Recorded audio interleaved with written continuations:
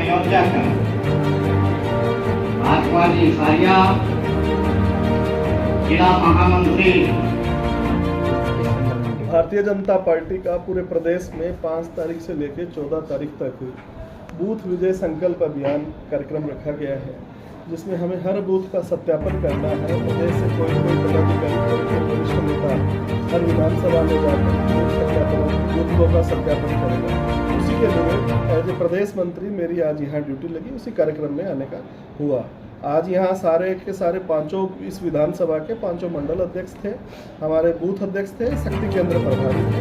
उनका सत्यापन है, उसका सत्यापन का कार्य हमारे ओपी मंडल जो विधानसभा के प्रभारी वो करेंगे।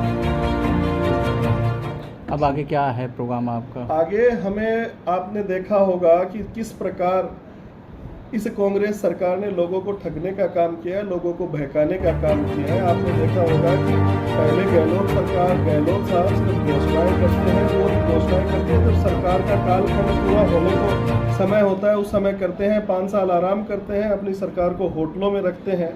आज भी आप देखिए कि उन्होंने पहले बिजली के बिल माफ़ करने, बिजली में 200 यूनिट तक की बिजली माफ़ करने की बात कही। उसके बाद में भी बिलों को आप देख रहे होंगे, आप सबके घरों में भी बिजली के बिल आते होंगे, वो डबल ट्रिपल के रूप में है। और कहा कि हम इनका भी सरचार्ज माफ़ करेंगे। दूसरा, अभी मोबाइल की बात कर रहे हैं। मैं कहता हूं बहनों को मोबाइल से ज़्यादा बहनों की सुरक्षा की ज़्यादा आवश्यकता है। आज इस देश में पूरे राजस्थान में बहनों की हालात सबसे ज़्यादा खराब कहीं है तो राजस्थान में है।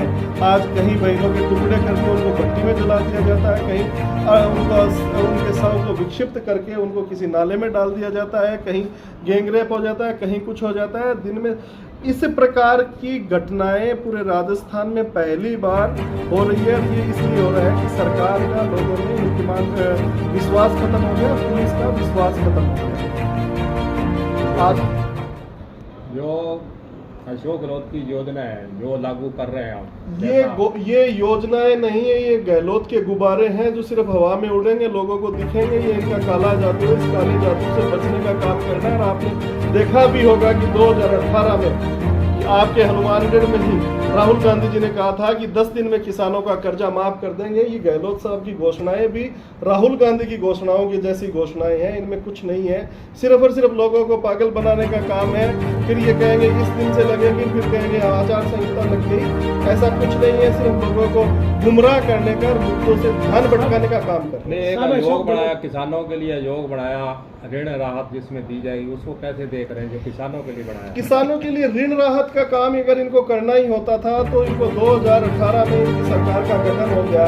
तो उससे पहले इनके मुखिया ने कहा था कि हम किसानों का संपूर्ण कर्जा माफ करेंगे, 10 दिन के अंदर कर देंगे। उस 10 दिन को आप गुणा कर लो कितने दिन हो गए। कहाँ आयोग बनाने की जरूरत है, कहाँ कुछ करने की जरूरत है। एक आदेश के साथ ही किसानों का कर्जा माफ हो जाता। तो ये सिर्फ और सिर्फ ध्यान भटकाने का काम ही करता है। सर, जहाँ आपकी सरकार है, क्या वहाँ महिलाओं पर कोई अत्याचार नहीं हो रहा? महिलाओं पर अत्याचार नहीं हो रहा है ऐसा तो मैं नहीं कह सकता, पर जहाँ जहाँ सरकार है वहाँ अत्याचार इसलिए कम हो गए क्योंकि जो अपराधी हैं उनको कड़ी से कड़ी सजा दी जा रही है। यहाँ अपराधी बच निकल जाते हैं। और आप देख लीजिए पूरे देश में जहाँ जहाँ भारतीय जनता पार्टी की सरकार है वहाँ महिलाएं ज़्यादा सुरक्षित है। लॉलीपॉप तो आपकी सरकार की बात, हमारी सरकार लॉलीपॉप नहीं देती। हमारी सरकारें जो कहती है वो करती है। आपने देखा होगा वसुंधरा जी के कालखंड में हमने कहा था किसानों का 50,000 तक का कर्जा माफ करेंगे। हमने किसानों का 50,000 तक का कर्जा माफ किया।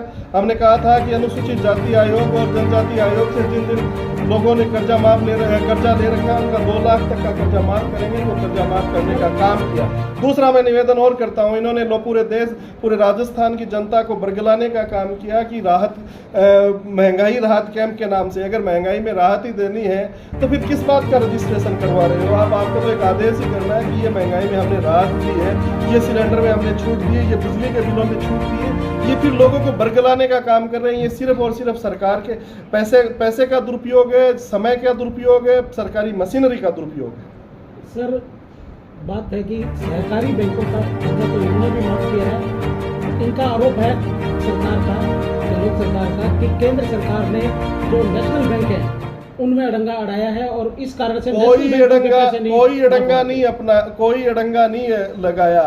अगर इनको संपूर्ण कर्जा माफ करने की घोषणा राहुल गांधी ने की थी या बीजेपी सरकार ने की, जब इन्होंने संपूर्ण कर्जा माफ करने की बात कही है तो केंद्र सरकार को बीच में लाने का कुछ क्या होता है, उनको करना है तो केंद्र सरकार से बात करे कि साहब हमें हाथ जोड़ी है कि हमें ये कर्जा माफ करना है, तो वो केंद्र सरकार सोचेगी, भारतीय जनता पार्टी के लोग सोचेंगे। हमने जो कहा था कि हम किसानों का इतना कर्जा माफ करेंगे वो हमने किया था, डंके की चोट भी किया था।